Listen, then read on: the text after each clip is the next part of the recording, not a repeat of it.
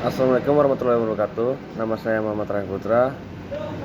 Mata kuliah Deep Learning. Di sini saya akan menjelaskan tentang tugas besar 1. Yang pertama itu ciri utama algoritma Deep Learning. Yang pertama itu finiteness atau keterbatasan. Finiteness atau keterbatasan berarti algoritma harus berakhir setelah mengerjakan sejumlah langkah proses. Algoritma yang sedang mengerjakan sebuah proses atau langkah mempunyai sifat terbatas, maka ia harus menghentikan apa yang sedang ia kerjakan. Program yang tidak pernah berhenti atau tidak ada batasnya merupakan program dengan berisi algoritma yang salah. Itulah mengapa algoritma harus mempunyai ciri finiteness. Algoritma pemrograman harus memiliki output yang sesuai dengan harapan pengguna. Oleh karena itu, finiteness membantu pengguna agar algoritma sesuai dengan yang diharapkan. Yang kedua itu input atau masukan.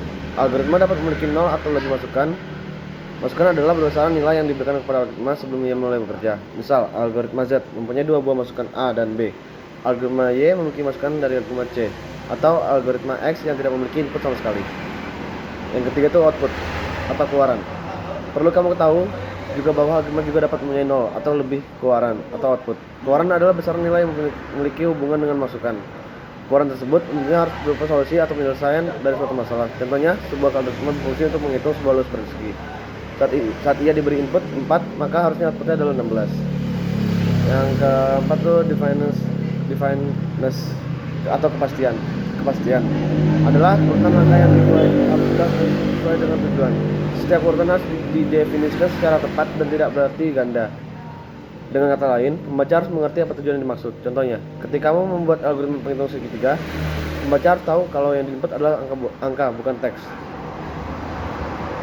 Yang selanjutnya adalah effectiveness atau keefektifan.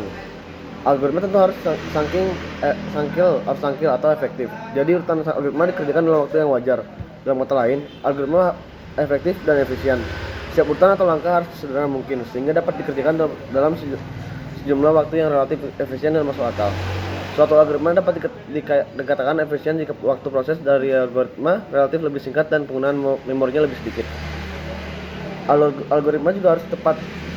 Walaupun terbilang sederhana, algoritma yang kamu buat harus sesuai dengan masalah yang dihadapi. Selain itu, suatu algoritma yang dikatakan efektif apabila yang punya solusi dan permasalahan yang diselesaikan. Selanjutnya itu struktur. Algoritma harus terstruktur. Urutan baris langkah yang digunakan harus disusun secara sistematis.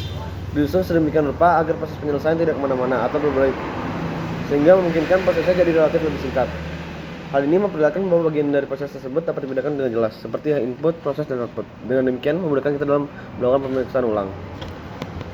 Yang kedua itu yang mempengaruhi kinerja model machine learning. Yang pertama itu model supervised learning atau prediktif.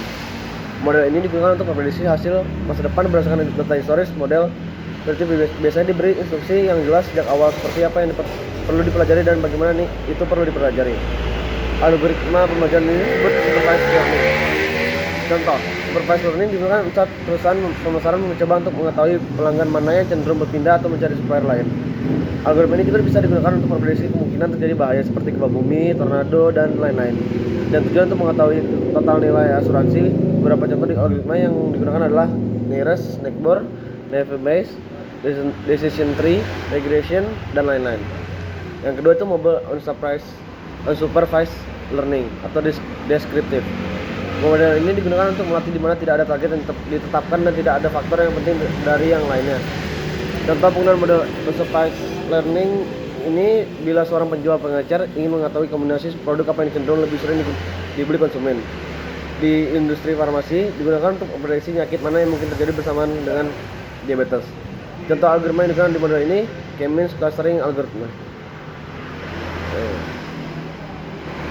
Selanjutnya itu definisi supervised dan unsupervised learning. Supervised learning adalah algoritma. Keempat itu reinforcement learning. Reinforcement learning adalah tipe algoritma machine learning yang bisa membuat agen software dan mesin bekerja secara otomatis untuk menentukan perilaku yang ideal sehingga dapat memaksimalkan kinerja algoritma. Yang selanjutnya itu definisi deep learning. Deep learning adalah bagian dari kecerdasan buatan atau machine learning yang merupakan pengembangan dari neural network multiplier layer untuk memberikan ketepatan tugas seperti deteksi objek, pengenalan suara, terjemahan bahasa, dan lain-lain. Yang terakhirnya adalah perbedaan machine learning dan deep learning. Salah satu perbedaan utama antara machine learning dan deep learning adalah performanya ketika jumlah data terus meningkat.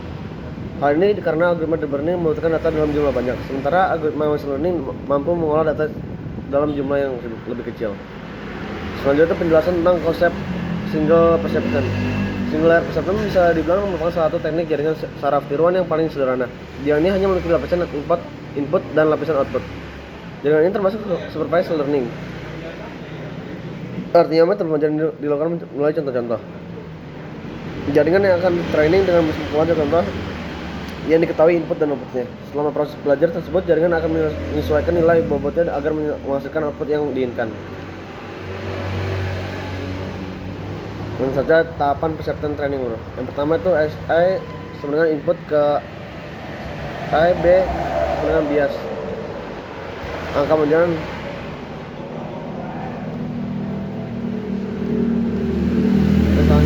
dalam kasus ini fungsi kita inginkan adalah fungsi distribusi binomial. Ini disebut binom.dis di spreadsheet yang paling umum software dan binom PDF dalam bahasa yang saya gunakan. Ini memiliki 3 argumen masukan: jumlah keberhasilan, jumlah percobaan, dan kemungkinan sukses.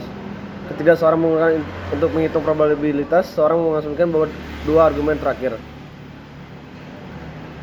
Mereka adalah parameter distribusi. Satu, memvariasikan argumen pertama untuk menggunakan probabilitas yang melekat untuk hasil yang mungkin berbeda.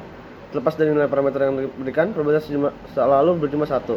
Sebaliknya, dalam menghitung fungsi kemungkinan, seorang diberi jumlah keberhasilan dan jumlah percobaan. Dengan kata lain, hasil yang diberikan sekarang diperlukan sebagai parameter dari fungsi yang digunakan. Alih-alih memvariasikan hasil yang kemungkinan, seseorang memvariasikan kemungkinan sukses untuk mendapatkan fungsi kemungkinan binomial. Salah satunya adalah menjalankan fungsi mundur. Sehingga untuk berbicara, itulah sebabnya kemungkinan kadang-kadang disebut probabilitas terbalik. Informasi yang disampaikan oleh fungsi kemungkinan binomial sangat intuitif. Ia mengatakan diberikanlah kami telah mengamati 7 keberhasilan dalam 10 percobaan. Parameter probabilitas dari distribusi binomial dari mana kita menarik sangat tidak mungkin menjadi 0,1 banding jauh lebih mungkin menjadi 0,7, tetapi nilai 0,5 sama sekali bukan tidak mungkin. Selanjutnya menurut Dillon dan Goldstein pada tahun 1984, analisis multivariat didefinisikan sebagai semua metode analisis berupa pengukuran atau variabel yang ada pada setiap objek dalam satu dan atau banyak sampel secara simulan. Berdasarkan di definisi tersebut, setiap teknik analisis yang melibatkan lebih dari 2 variabel secara simultan dapat dianggap sebagai analisis multivariat. Teknik analisis multivariat secara umum dapat dibagi menjadi 2 kelompok besar, yaitu 1. Dependence methods, teknik multivariat yang dalamnya terdapat variabel atau set variabel terikat dan variabel lainnya sebagai variabel bebas. Yang kedua itu interdependence method atau teknik multivariat di mana sebuah variabel dianalisis secara simultan, tidak ada variabel yang didefinisikan atau terikat. Selanjutnya itu convolutional neural network. Convolutional network atau CNN adalah pengembangan dari multi-layer perception atau MLP. Ini didesain untuk mengolah data 2 dimensi.